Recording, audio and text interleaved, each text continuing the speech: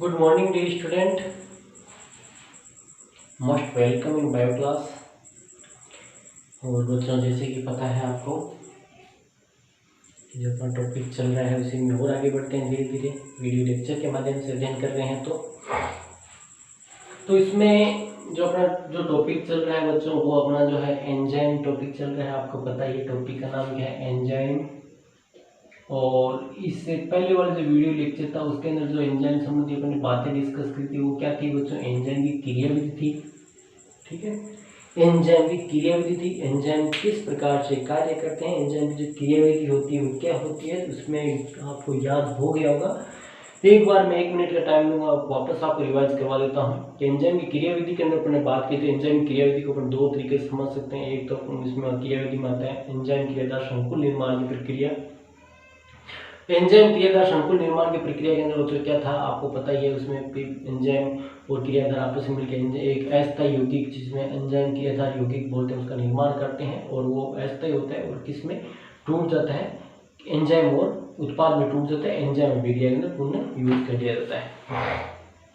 इसके बाद जो आगे की जो बात थी इसमें कि एंजाइम जो क्रियाधार संकुल निर्माण की जो प्रक्रिया है उसको 2 सिद्धांत से समझ सकते हैं। पहला सिद्धांत पालाचाबी सिद्धांत जिसको एमिल फिशर ने दिया था, और दूसरा जो सिद्धांत था वो सिद्धांत था आपके प्रेरित आसंजन का सिद्धांत जिसको कोस्टले ने दिया था। तो ये 2 सिद्धांत बहुत ही महत्वपूर्ण थे और दोनों सिद्धांतों के ऊपर अपने वीडियो लेक्चर बनाए थे, अच्छे समझा था। उसके बाद दूसरा जो पॉइंट आता है जो एंजाइम क्रियाविधि के अंदर अब समझने के लिए जो आता है वो सक्रिय ऊर्जा में कमी। सक्रिय ऊर्जा क्या होती है वो भी डिस्कस की थी, ग्राफ पढ़ा था, वो भी अपने जो किसी का जो वीडियो लेक्चर था उसके अंदर अपन ने डिस्कस किया था। आज का जो वीडियो लेक्चर है इसके अंदर जो अपन डिस्कस करने जा रहे हैं वो बिल्कुल इजी है, पूछा नहीं जाता है। कहाँ से पूछा जाएगा वो मैं थोड़ा सा बता दूंगा। रोज के 1 नंबर क्वेश्चन कहीं से पूछ लिए जाते हैं, तो वो अपन डिस्कस कर लेते हैं यहाँ पे। ठीक है, तो आज बिल्कुल ही पूरा थ्योरेटिकल है, तो इसलिए मैं पूरा इसको अपन डिस्कस करें ज़्यादा समय लगे। इससे पहले मैंने इसको बोर्ड पे थोड़ा उतार दिया ताकि आपके समझ में आ जाए कि ये सारी लाइनें जो आपको बुक्स में दे रखी है वो ये इनका अर्थ अपन को समझना है, क्या अर्थ होता है, किस प्रकार से आपको ध्यान रखना है, क्या चीज़ अपन को लर्न करनी है। ठीक है, तो बच्चों देखो इसमें जैसे अपन बात करें तो आज जो बात कर रहे हैं वो एंजाइम की नामकरण पद्धति की बात करें, नोमेनक्लेचर ऑफ एंजाइम। मतलब एंजाइम का नाम कैसे रखा जाता है, जैसे कोई बच्चा जन्मता है उसका नाम रखते हैं ना, जैसे राशि के अनुसार नाम रखते हैं, उसी प्रकार से जैसे इसमें भी वही नाम कैसे रखा जाए। एंजाइम तो विभिन्न प्रकार के होते हैं, बहुत प्रकार के एंजाइम होते हैं, तो बहुत सारे प्रकार के एंजाइम, सबका नाम तो एक जैसा हो नहीं सकता। तो उनका नाम किस आधार पर रखा जाए, उनका नामकरण किस आधार पर रखा जाए ताकि उनको याद रखने में भी आसानी रहे। ठीक है, और उनको लिखने में भी आसानी रहे और साथ साथ उस नाम से उसके कुछ अर्थ भी निकलता हो। ठीक है, तो इस प्रकार से उनका नामकरण भी किया जाता है। तो नामकरण की पद्धति के आधार पर बात करें, सबसे पहले नामकरण सबसे सरलतम तरीका जो आता है इनका, तो सबसे सरल तरीका यह आता है कि भाई जिस क्रियाधार के साथ में कार्य करते हैं उसके आधार पर और जिस अभिक्रिया को उत्प्रेरित करते हैं उसके आधार पर इनका नामकरण दे सकते हैं। और ये सबसे प्रचलित जो तरीका होता है ये था इनका, ठीक है, नामकरण का। फिर विभिन्न वैज्ञानिकों ने विभिन्न जो संस्थाएं थी उन्होंने इनके नामकरण की अलग अलग पद्धतियां भी बनाई या कुछ अपने अपने सिद्धांत के अनुसार बातें की जो अपने यहाँ पे परिचर्चा करेंगे। लेकिन जो मुख्य प्रचलित जो तरीका था इनका नामकरण का वो यही था कि इनके जो नामकरण में सबसे पहले जिस क्रियाधार जो इनके प्रति कर्मित करता है, मतलब जो इनके साथ जुड़ता है उसके आधार पर दे सकते हैं, या जिस अभिक्रिया को ये उत्प्रेरित करते हैं उस अभिक्रिया के नाम पर एंजाइमों का नामकरण पर रख सकते हैं। मुख्यतः इसी प्रकार से नाम रखे जाते हैं। जो ज्यादातर जो नाम होते हैं इस जो मैं 2 पैटर्न बता रहा हूँ, इन 2 जो तरीके हैं इनके आधार पर इनके नाम जो होते हैं मुख्यतः रखे जाते हैं। तो आज के जो नामकरण पद्धति की बात करें, सबसे पहले यहाँ पे एक साइंटिस्ट का नाम आता है, एक वैज्ञानिक का नाम आता है, वो आता है ड्यूक्लॉक्स। ठीक है, तो सबसे पहले जो बात करें कि ड्यूक्लॉक्स ने एक प्रस्ताव दिया था 1883 के अंदर। ड्यूक्लॉक्स ने 1883 के अंदर एक प्रस्ताव दिया था। वो प्रस्ताव क्या था वो अपन डिस्कस करते हैं कि ड्यूक्लॉक्स जो एक वैज्ञानिक थे उन्होंने ड्यूक्लॉक्स, याद रखो ड्यूक्लॉक्स नाम आया है तो एक वैज्ञानिक का नाम है और वैज्ञानिक का नाम अपन को यहाँ पे याद रखना, क्या पता पूछ लिया एंजाइम नामकरण पद्धति के बारे में सबसे पहले जो प्रस्तावना दी थी या कोई सिद्धांत प्रतिपादित किसने किया था, तो ड्यूक्लॉक्स ने किया था। किसने किया था, तो ड्यूक्लॉक्स, याद रखिएगा ड्यूक्लॉक्स। ठीक है, ड्यूक्लॉक्स ने 1883 के अंदर 1883 के अंदर एक प्रस्ताव दिया एंजाइम के नामकरण के लिए। वो प्रस्ताव क्या था, शुरू, ठीक है, कब दिया था, 1883 के अंदर। ड्यूक्लोक्स ने एंजाइम के नामकरण के संदर्भ में एक प्रस्ताव दिया, ठीक है। वो प्रस्ताव क्या बच्चों देखो, सॉरी नाम कि इन्होंने क्या कहा कि जो नाम का एंजाइम का नाम का अंत है उसमें एज प्रत्यय या प्रत्यय जो है वो जोड़ सकते हैं। प्रस्ताव अनुसार एंजाइम के नाम का अंत एज प्रत्यय द्वारा किया जाता है। एज आपको पता है, माल्टेज, सुक्रेज, ठीक है, कार्बोहाइड्रेट, डिहाइड्रोनिजेज, एज मतलब क्या होगा, जो भी एंजाइम उसके लास्ट में इसने क्या किया, इसने प्रस्ताव के अनुसार एंजाइम के नाम का अंत करना है, मतलब एंजाइम के नाम का जो अंत होगा उसमें एज किया जा सकता है प्रत्यय द्वारा। प्रत्यय मतलब सुफिक्स, प्रत्यय मतलब लास्ट में जो जोड़ते हैं उसको सुफिक्स बोलते हैं, ठीक है, सुफिक्स या प्रत्यय बोलते हैं। तो इन्होंने क्या कहा, एंजाइम का जो नाम का अंत है उसके एज के द्वारा किया जा सकता है, मतलब लास्ट का जो अंत है उसका, जैसे सुक्रेज, माल्टेज, लाइपेज, ठीक है। तो इसके अनुसार क्या था, ये सही बात है, ये इस हिसाब से नाम चल रहा है। तो इन्होंने क्या किया कि भाई एंजाइम का जो नामकरण है, ठीक है, तो उसका अंत जो होगा, नाम का जो अंत होगा उसको अपन जो एज जो सुफिक्स या सुफिक्स इंग्लिश में बोलते हैं और प्रत्यय हिंदी बोलते हैं, प्रत्यय द्वारा किया जा सकता है। एंजाइम नामकरण की फिर क्या गई, इन्होंने बताया कि इसमें दो जो प्रचलित विधियां हैं, वो मुख्य रूप से दो प्रचलित विधि एंजाइम नामकरण की, वो कौन कौन सी है देखो। एंजाइमों के नामकरण की बात करें, एंजाइम नामकरण की दो प्रचलित पद्धतियां हैं, ठीक है। एंजाइम नामकरण की दो प्रचलित पद्धतियां हैं, कौन कौन सी है बच्चों। फिर बात आई आगे कि वह दो तरीके से नाम कर सकते हैं, तो एक तो पत्ती है, दूसरी पत्ती है, तो दोनों पत्तियां क्या है देखो, ध्यान देना बच्चों। एंजाइम नामकरण की दो पत्तियां, पहला तो पत्ती आती है उसमें पता है क्रियाधार के आधार पर, ठीक है, क्रियाधार के आधार पर, मतलब क्रियाधार क्या होता है, जो एंजाइम के साथ जुड़ता है on the basis of substrate. क्रियाधार के आधार पर भी नामकरण कर सकते हैं, on the basis of the substrate मतलब क्रियाधार वो जो एंजाइम के सक्रिय स्तर पर जुड़ता है, ठीक है, और अभिक्रिया को आगे जो संपन्न होती है उसके माध्यम से, ठीक है। तो क्रियाधार के आधार पर अपन इसका नाम रख सकते हैं, किसका, एंजाइम का। कैसे नाम रखें, on the basis of substrate, किस, इस पत्ती के अनुसार देखो, इस पत्ती के अनुसार क्रियाधार के अंत में एज लगा देते हैं, क्या लगा देते हैं, एज, इंग्लिश बोले तो ASE, ठीक है, एज।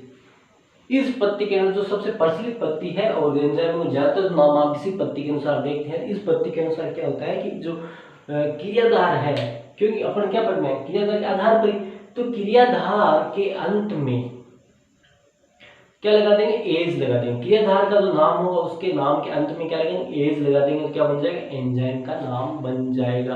कैसे बनेगा देखेंगे अपन, ठीक है, लगा देते हैं, एंजाइम का नाम बन जाता है। देखो क्रियाधार, क्रियाधार के अंत में, ये क्रियाधार के नाम के अंत में, ठीक है, यहाँ पे अपन नाम लिख सकते हैं, बुक में नहीं लिखा तो कोई दिक्कत नहीं। क्रियाधार के नाम के अंत में एज लगा देने पर एंजाइम का नाम बन जाता है।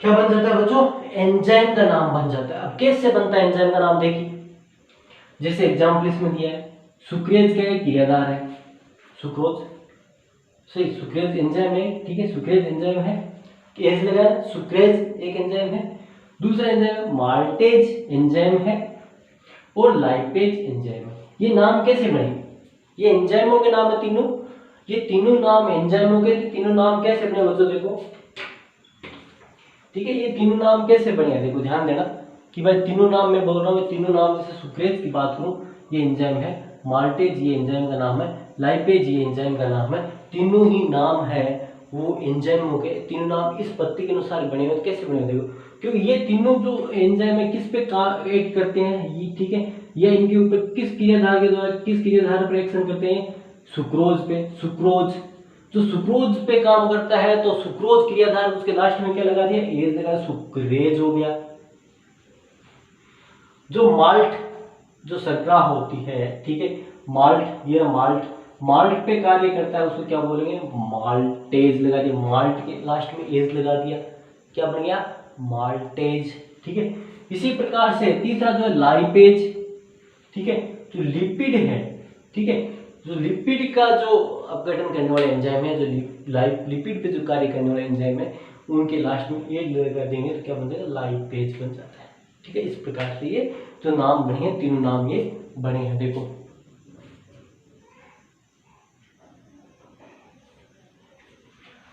तो ये प्रक्रियाशील होते हैं। तो ये देखो, ये जो कि अपनी पहली पत्ती होगी, क्रियाधार के आधार पर जो नामकरण की पत्ती थी, ये होगी आपके पहली बात।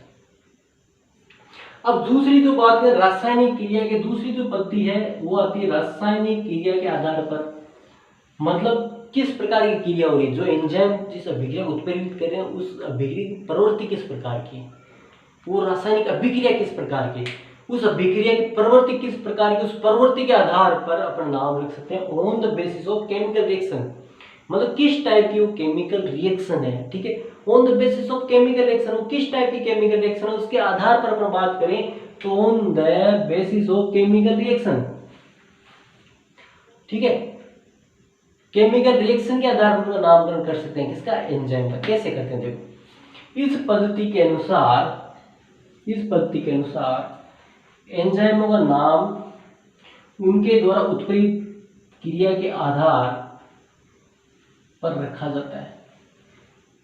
क्रिया मतलब किस प्रकार की क्रिया को उत्प्रेरित कर रहे हैं, वो ऑक्सीकरण को उत्प्रेरित कर रहे हैं या जो अपचयन है उसको उत्प्रेरित, रिडक्टेज होते हैं उसको उत्प्रेरित कर रहे हैं, डिहाइड्रेशन को उत्प्रेरित कर रहे हैं, ठीक है, या किसको, ठीक है, ऑक्सी रिडक्शन मतलब जो रिडक्स रिएक्शन हो रही है उसको उत्प्रेरित, मतलब किस प्रकार की क्रिया को उत्प्रेरित कर रहे हैं, किस प्रकार की रासायनिक अभिक्रिया को उत्प्रेरित कर रहे हैं, तो उस अभिक्रिया के आधार पर अपन क्या उनका नामकरण कर सकते हैं।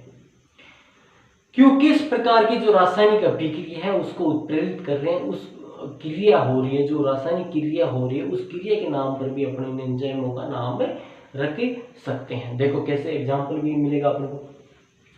तो सबसे रासायनिक क्रिया के आधार पर, ठीक है, मतलब एंजाइम किस प्रकार रासायनिक क्रिया को उत्प्रेरित कर रहे हैं, ठीक है, on the basis chemical reaction ये किस प्रकार जो रासायनिक क्रिया अभिक्रिया हो रही है उसको उत्प्रेरित कर रहे हैं। तो इस पद्धति के अनुसार सबसे एंजाइम का नाम के द्वारा उत्प्रेरित क्रिया के आधार पर, जैसे हाइड्रोलेज,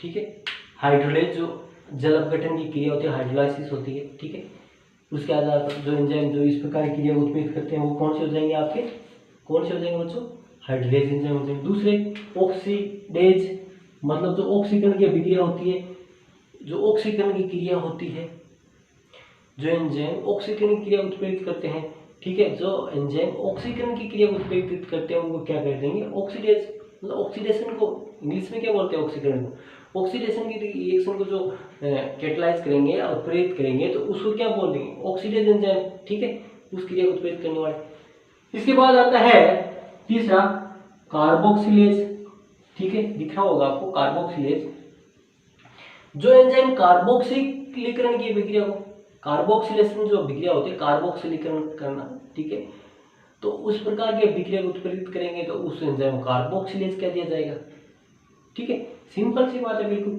तीसरा चौथा जो आता है डीहाइड्रोजिनेज, मतलब जो डिहाइड्रेशन, ठीक है, निर्जलीकरण की क्रिया को उत्प्रेरित करेंगे, जो डिहाइड्रेशन की क्रिया को उत्प्रेरित करेंगे उनको क्या कहेंगे, डिहाइड्रोजिनेज। तो नाम से इससे स्पष्ट हो रहा है देखो किस प्रकार की क्रिया को उत्प्रेरित करें, उस क्रिया के आधार पर एंजाइम का नाम रख दिया गया है, और किस प्रकार रासायनिक अभिक्रिया या क्रिया को उत्प्रेरित कर रहे हैं उसके आधार पर ही क्या रख देते हैं, रासायनिक क्रिया के आधार पर ही क्या होता है, एंजाइमों का नाम रख देता है। ये भी है कि मुख्य रूप से प्रचलित जो विधि आती है, ठीक है, ये पीछे जिसे अपना होता है क्रियाधार के आधार पर जो नाम रखते हैं, दो ही पत्तियां हैं, क्रियाधार के आधार पर नाम रख सकते हैं या रासायनिक क्रिया के आधार पर नाम रख सकते हैं। नामकरण पत्तियों में जो मुख्य रूप से दो पत्तियां आती है जो अपन यहाँ पर डिस्कस करी है, ठीक है, ये दो पत्तियां थी। अब इसके बाद बच्चों जो और अपन जो मुख्य रूप से बात करते हैं देखो आगे वो आती है, इसमें कुछ जैसे मैंने स्टार लिखा है तो अलग से पॉइंट देते हैं। तो कई एंजाइम का नाम उनके द्वारा उत्प्रेरित होने वाली क्रियाधार व अभिक्रिया। अब मान लो कई एंजाइम इतने जटिल होते हैं कि उनका नाम इस प्रकार से रखा जाता है कि वो दोनों ही प्रकार से उनका नाम कर रख सकते हैं। कैसे, कि वो किस क्रियाधार के साथ कार्य कर रहे हैं और किस प्रकार की अभिक्रिया को उत्प्रेरित कर रहे हैं, तो दोनों का ही नाम उस एंजाइम में नामकरण मिलता है, जिससे क्या होता है पूरा का पूरा स्पष्ट हो जाता है कि भाई उस नाम से स्पष्ट हो जाएगा भाई ये इस जो अभिक्रिया थी इसमें ये तो एंजाइम, जो एंजाइम का नाम उससे ये स्पष्ट होता है इसमें क्रियाधार ये था और ये इस प्रकार की अभिक्रिया को उत्प्रेरित करता है। मतलब उस नाम से स्पष्ट हो जाएगा कि इस अभिक्रिया के अंदर कौन सा तो क्रियाधार था, सबस्ट्रेट था और वो किस प्रकार की अभिक्रिया थी, ठीक है। तो इसे नाम से स्पष्ट होता है, इसलिए क्या कहते हैं एंजाइम के नामकरण के लिए इतना विशेष जोर दिया गया है, ठीक है, क्योंकि एंजाइम के नाम से ही लगभग इसमें आइडिया लग जाता है कि वो किस प्रकार की अभिक्रिया उत्प्रेरित करते हैं, ठीक है। तो इसमें देखो कई एंजाइमों का नाम, जैसे कई एंजाइम का नाम आता है तो इनके आधार पर नहीं होता, और दूसरे तरीके से क्या है तो उनके नाम में कहते हैं क्रियाधार का नाम भी उसी में एंजाइम में मिल जाएगा आपको, और जो क्रिया अभिक्रिया उसका नाम भी, दोनों को सम्मिलित रूप से उसमें यूज किया, दोनों को प्रकृति के आधार पर देखो रखा जाता है, देखो दोनों ही प्रकृति, जैसे इसमें एग्जाम्पल भी दिया हुआ है, जैसे अपन बात करें एल ग्लूटामिक डिहाइड्रोजिनेज, ये एक एंजाइम है एल ग्लूटामिक डिहाइड्रोजिनेज। तो इसमें देखो दोनों नाम दिए हुए हैं, मैंने क्या बताया था इसमें क्रियाधार और क्रिया दोनों के नाम दिए हुए हैं, कई एंजाइम का नाम इस प्रकार से रखा है, जैसे अपने बात करी कि उसमें क्रियाधार का भी नाम आता है और क्रिया अभिक्रिया का नाम आता है क्रिया। तो इसमें एल ग्लूटामिक एमल तो ये दिखा था आपको, ये क्रियाधार है का नाम है, और डिहाइड्रोजिनेज क्या प्रक्रिया है, क्रिया है, रासायनिक अभिक्रिया का नाम है। तो इस एंजाइम के नाम में आपको स्पष्ट हो रहा है, देखो इस नाम से स्पष्ट हो रहा है कि इसमें दोनों ही क्रियाधार और अभिक्रिया दोनों के ही प्रकृति के आधार पर ये नाम रखा गया है, दोनों की प्रकृति के आधार पर ये नाम रखा हुआ है, समझे। देखो तो इसमें देखो, इसमें मैंने बताया इसमें ग्लूटामिक अम्ल क्या है, क्रियाधार है, तथा उत्प्रेरित होने वाली अभिक्रिया कौन सी, डिहाइड्रोजनीकरण है। उत्प्रेरित होने वाली अभिक्रिया कौन सी है, डिहाइड्रोजनीकरण है। तो इससे क्या होगा, एल ग्लूटामिक डिहाइड्रोजिनेज, मतलब क्या होगा इसमें एल ग्लूटामिक अम्ल तो क्रियाधार का नाम है, डिहाइड्रोजनीकरण जो है वो किसका, डिहाइड्रोजिनेज प्रक्रिया का नाम है, ठीक है, डिहाइड्रोजनीकरण प्रक्रिया से डिहाइड्रोजिनेज हो गया। तो ये दो नाम बनाए, ये दोनों क्रियाधार और अभिक्रिया के नाम के आधार पर संयुक्त रूप से अपन इसमें देखते हैं, तो इसमें कई चीजें स्पष्ट होती है, इस प्रकार नाम में दोनों चीजें क्लियर हो जाती है, किस प्रकार की अभिक्रिया किस प्रकार का इसमें क्रियाधार है, ठीक है। इसके बाद बात करते हैं बच्चों अंतरराष्ट्रीय जैव रसायन संघ, इसको बोलते हैं इंटरनेशनल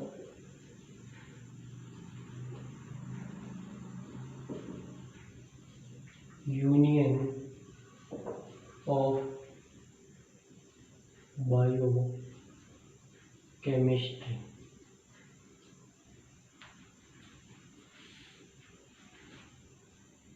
ठीक है, इंटरनेशनल यूनियन ऑफ IUB, ठीक है, international union of biochemistry, international union of biochemistry जो नामकरण की पत्ती है, ठीक है, international union of biochemistry nomenclature IUBN बोलते हैं, ये इंटरनेशनल यूनियन ऑफ बायोकेमिस्ट्री की एक संस्था है और ये नोमेनक्लेचर करती है, इसको नोमेनक्लेचर, ठीक है। तो इसका कई बार IUB से या IUBN नाम से कई बार पूछ लिया जाता है, ठीक है, अपने बुक में तो इसका फुल फॉर्म इसे नहीं दे रखा, देगा IUB देगा इंटरनेशनल यूनियन ऑफ बायोकेमिस्ट्री, ठीक है, तो देर का, और IUBN नाम से पूछ सकते हैं आपको कि वो नोमेनक्लेचर हो जाएगा आपके, ठीक है ये, ठीक है। तो IUB international union of biochemistry, कई बार एक नंबर का इसमें आपको फुल फॉर्म इसकी पूछ सकते हैं, IUB क्या होती है, तो इंटरनेशनल यूनियन ऑफ बायोकेमिस्ट्री, ठीक है। तो ये भी क्या करती है, जो एक संस्था है जो इनके देखो अंतरराष्ट्रीय जैव रसायन संघ, इसको क्या बोलते हैं बच्चों, international union of biochemistry IUB, ठीक है, IUB और एन लगाएंगे तो क्या हो जाएगा नोमेनक्लेचर, जो इसका संस्था का नामकरण करती है, जो एंजाइम का नाम करती है उसको नोमेनक्लेचर सोसाइटी बोलते हैं, ठीक है। तो IUB याद रखना, इंटरनेशनल यूनियन ऑफ बायोकेमिस्ट्री, जिसको अंतरराष्ट्रीय जैव रसायन संघ बोलते हैं, 1955 में एंजाइमों के मानक एवं क्रमबद्ध नामकरण पत्ती प्रतिपादित, मतलब उन्होंने इस प्रकार की पत्ती बताई कि ये जो IUB थी, इन्होंने 1955 में एक ऐसी पत्ती बताई जो मानक हो और क्रमबद्ध तरीके से वो उसका एंजाइम का नामकरण होता हो, ठीक है। एंजाइमों के मानक एवं क्रमबद्ध नाम में इसके क्रियाधार और अभिक्रिया जिसमें वह उत्प्रेरित करता है, दोनों का नाम समावेश होना चाहिए। देखो तो ये बात तो इसने यही कही है, ठीक है, इसने बात तो यही है कि जो अंतरराष्ट्रीय जैव रसायन संघ 1955 में या इंटरनेशनल यूनियन ऑफ बायोकेमिस्ट्री, इसने भी क्या कहा कि इनका नाम होना इस प्रकार होना चाहिए कि उसका पूरा समावेश हो, क्रियाधार का समावेश हो और रासायनिक अभिक्रिया का समावेश हो, है ना। तो दोनों के समावेश के आधार पर नामकरण करना चाहिए, जो मानक होता है स्टैंडर्ड जो नाम होता है वो मानक मतलब स्टैंडर्ड जो सब जगह चलता हो, ठीक है, तो उसका नामकरण इस प्रकार से होना चाहिए जिसमें क्रियाधार व अभिक्रिया अन्य सूचनाओं का पता लग सकता है। इससे क्या होता है, मैंने क्या बताया था, इससे नाम से क्या स्पष्ट होगा, इससे भाई नाम से ये स्पष्ट होगा क्रियाधार किस प्रकार का है और किस प्रकार यह अभिक्रिया उत्प्रेरित करता है। ठीक है, ये क्लियर हो जाता है। जैसे अपन बात करें हेक्सोकाइनेज का मानक नाम है, जैसे हेक्सोकाइनेज बच्चों, हेक्सोकाइनेज से आपको मैं ग्लाइकोलाइसिस पढ़ाऊंगा। ठीक है, ग्लाइकोलाइसिस जो चक्र होता है उसके अंदर सबसे पहला जो एंजाइम आता है वो हेक्सोकाइनेज आता है ना। ग्लूकोज 6 फॉस्फेट में जब परिवर्तित होता है तो ग्लूकोज को ग्लूकोज 6 फॉस्फेट के अंदर परिवर्तित करने के लिए जो एंजाइम यूज होता है उसको हेक्सोकाइनेज ग्लूकोकाइनेज बोलते हैं। ये वही एंजाइम है हेक्सोकाइनेज। ठीक है, तो हेक्सोकाइनेज का मानक नाम क्या है, देखो हेक्सोकाइनेज का मानक नाम पूरा इसमें डिटेल दे दीजिए, एटीपी डीहेक्सोज 6 फॉस्फोट्रांसफेरेज। तो इसमें मैं थोड़ा सा बताऊंगी नाम क्यों लिखा बुक में नहीं बताता कि इसमें होता क्या है। देखो ग्लूकोज, ये अभिक्रिया जो होती है उसमें क्या होता है, ग्लूकोज जो होता है वो किस में परिवर्तित होता है, ग्लूकोज 6 फॉस्फेट में परिवर्तित होता है। यहाँ पर एंजाइम है वो हेक्सोकाइनेज है, और यहाँ पे क्या होती है, एटीपी जो होती है वो किसमें, एडीपी में कन्वर्ट होती है। मतलब इस प्रकार ये अभिक्रिया होती है और ये एंजाइम है। तो इसमें देखो पूरा का पूरा नाम आ जाता है। इसमें जो एंजाइम है इसमें देखो, इसमें एटीपी यूज हो रही है, ये एटीपी का विवरण आ गया। ठीक है, एटीपी डीहेक्सोज जो शर्करा होती है, ठीक है, और डीहेक्सोज है शर्करा है, उसके ऊपर कार्य करता है। सबस्ट्रेट क्या है, क्रियाधार क्या, डीहेक्सोज है। 6 फॉस्फोट्रांसफेर, 6 पोजीशन पे फॉस्फेट ग्रुप ट्रांसफर, देखो 6 फॉस्फेट, ग्लूकोज से क्या बन रहा है 6 फॉस्फेट, फॉस्फेट ग्लूकोज की कौन सी पोजीशन पे जुड़ रहा है, छठी पोजीशन पे। तो इससे मतलब पूरी डिटेल इससे क्या आती है, पूरी डिटेल इस नाम में, एक नाम में आ जाती है। ठीक है, इसलिए इसको मानक नाम, स्टैंड नाम में अपने इसमें बोलते हैं। दूसरा तो यूरिकेज का जो मानक नाम है, देखो यूरेट O2 ऑक्सीडोरिडेक्टेज। ठीक है, तो ये जो यूरेट O2 ऑक्सीडोरिडेक्टेज ये इसका जो स्टैंडर्ड जो नाम है वो आता है। इसके अलावा जो ऊपर बात करें, इसके अलावा कुछ जो एंजाइम है जिनके नामकरण इतने जो कठिन होते हैं तो उनको क्या शॉर्ट नामों भी जाना जाता है। जैसे अपन छोटे नामों से जब बात करें, कुछ मानक नाम अत्यंत जटिल है, इसे याद रखना कठिन होता है। इस कारण उनके लिए एक छोटे नाम प्रतिपादित जिन्हें संक्षिप्ति या रिकॉम्बिनेंट नेम भी बोलते हैं। ये लाइन लास्ट में दे रखी है, वो आप जरूर देख लेना। ठीक है, तो बच्चों ये थी नामकरण उत्पत्ति, बिल्कुल इजी है।